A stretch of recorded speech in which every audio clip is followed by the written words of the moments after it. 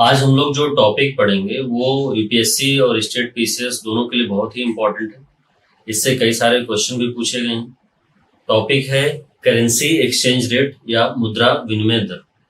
आप जब previous year question solve करेंगे इकोनॉमी का तो इस टॉपिक से आपको बहुत सारे क्वेश्चन मिलेंगे। तो सबसे पहले तो हम ये जान लेते हैं कि करेंसी एक्सचेंज रेट या मुद्रा विनिमय दर होता क्या है। तो कोई भी करेंसी है, जैसे मान लीजिए इंडियन रूपी है।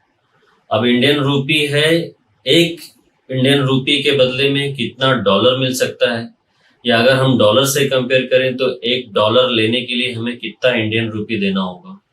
इसी को मुद्रा विनिमय दर या करेंसी एक्सचेंज रेट बोलते हैं। जैसे फॉर एग्जांपल अगर अभी हमें $1 लेना है तो उसके लिए मान लीजिए 50 रुपया दिया जाता है, तो ये बोला जाएगा कि मुद्रा विनिमय दर $1 = 50 रुपये।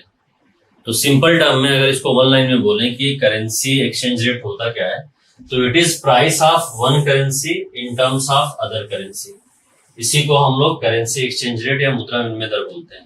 मतलब एक मुद्रा का मूल्य जो है दूसरे मुद्रा के मूल्य के सापेक्ष में कितना है।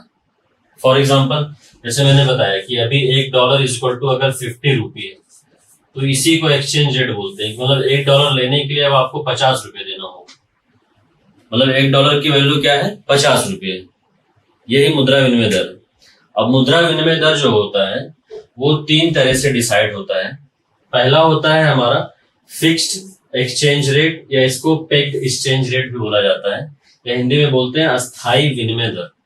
ये अस्थाई विनिमय दर जो होता है ये फिक्स रहता है, ये चेंज नहीं होता है। अब ये फिक्स कौन करता है? इसको किसी देश का जो सेंट्रल बैंक है या सेंट्रल गवर्नमेंट है वो फिक्स कर देती है, और ये उसी पे बना रहता है। जैसे फॉर एग्जांपल इंडिया का केस में, तो इंडिया के केस में आरबीआई। अब मान लीजिए कि आरबीआई ने फिक्स कर दिया है कि $1 =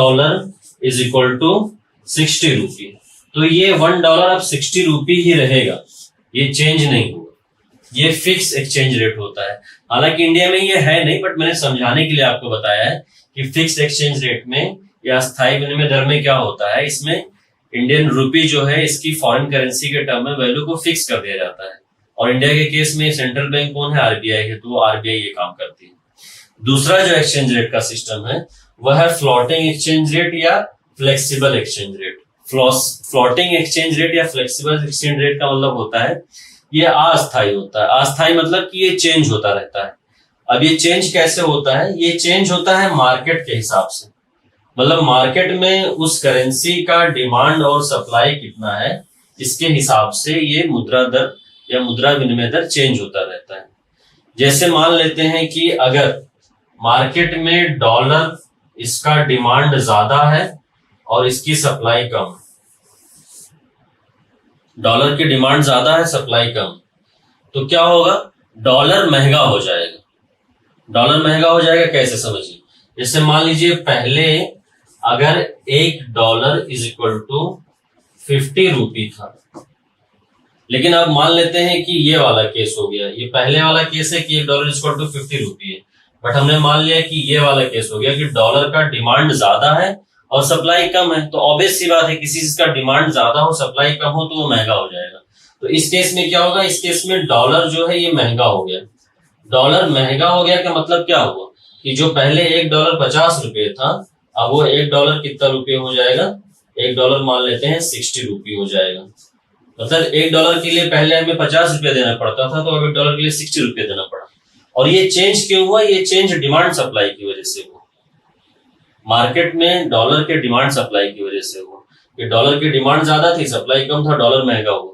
अब डॉलर महंगा हुआ मतलब क्या हुआ कि रुपया जो है हमारा ये कमजोर हो गया है या वीक हो गया है। रुपया कैसे वीक हो गया? पहले $1 के लिए 50 रुपया देना पड़ता था, अब $1 के लिए 60 रुपया देना पड़ रहा है। मतलब कि डॉलर मजबूत हो गया है, रुपया वीक हो गया है। इसी का जस्ट उल्टा भी हो सकता है। उल्टा कैसे हो सकता है? मान लीजिए डॉलर है, डॉलर की सप्लाई ज्यादा है बट डिमांड कम है। ये केस भी तो हो सकता है कि डॉलर की सप्लाई ज्यादा और डिमांड कम हो। तो अगर डॉलर की सप्लाई ज्यादा है, डिमांड कम है, तो यहाँ पे क्या होगा? डॉलर सस्ता हो जाएगा। डॉलर सस्ता होने का मतलब क्या होगा कि अगर पहले $1 50 रुपये रहा होगा, पहले मान लीजिए ये केस रहा होगा, लेकिन जब डॉलर सस्ता हुआ इसका मतलब क्या हुआ कि $1 50 रहा होगा तो डॉलर सस्ता हो गया, मतलब क्या हुआ, $1 अब कितने में हो जाएगा, 40 रुपए में हो जाएगा। तो डॉलर सस्ता का मतलब क्या हुआ कि अब रुपया जो है वो मजबूत हो गया। ये ऐसे काम करता है जो फ्लोटिंग होता है या फ्लेक्सिबल होता है। मतलब सिंपल सा समझिए, ये मार्केट में किसी करेंसी के डिमांड और सप्लाई के हिसाब से उसका एक्सचेंज रेट चेंज होता रहता है। फॉर एग्जांपल हम लेते हैं कि पहले डॉलर $1 50 में मिल रहा था, ये एक्सचेंज रेट पहले यही था। लेकिन केस क्या हुआ, एक केस ये हो गया है, पहला केस हमने ये लिया है और दूसरा केस हमने ये लिया है। पहला केस मतलब कि डॉलर की सप्लाई ज्यादा है बट डिमांड कम, तो डॉलर की सप्लाई ज्यादा डिमांड कम मतलब कि डॉलर महंगा मतलब कि रुपया कमजोर। तो $1 जो पहले $50 था, $1 60 हो जाएगा। दूसरे केस में मान लीजिए डॉलर की सप्लाई ज्यादा है बट डिमांड कम है। अब डॉलर की सप्लाई ज्यादा है, डिमांड कम मतलब डॉलर सस्ता होगा, डॉलर सस्ता मतलब रुपया मजबूत हो गया। रुपया मजबूत हुआ मतलब क्या हुआ, पहले $1 50 अगर था तो अब $1 के लिए $40 देना पड़ रहा है। थर्ड वाला जो अभी चल रहा है, मोस्ट ऑफ द कंट्रीज में यही चलता है, मैनेज्ड फ्लोटिंग, या इसको डर्टी फ्लोटिंग भी बोला जाता है, या प्रबंधित अस्थायी विनिमय दर बोलते हैं इसको। अब ये क्या होता है समझिए, इसमें इन दोनों का कॉम्बिनेशन है, मतलब फिक्स्ड का भी और फ्लोटिंग का कॉम्बिनेशन।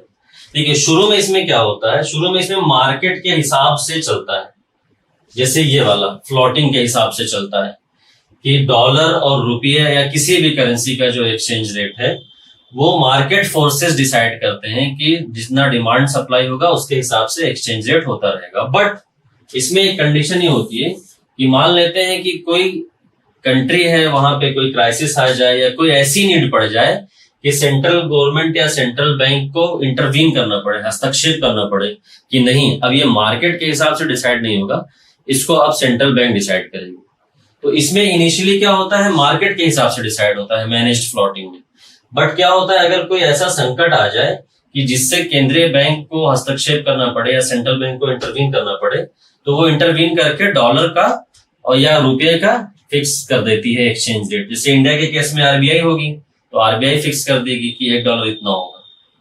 तो ये 3 तरह के एक्सचेंज रेट होते हैं। आई होप आप सब लोगों को समझ में आ गया होगा। Thank you.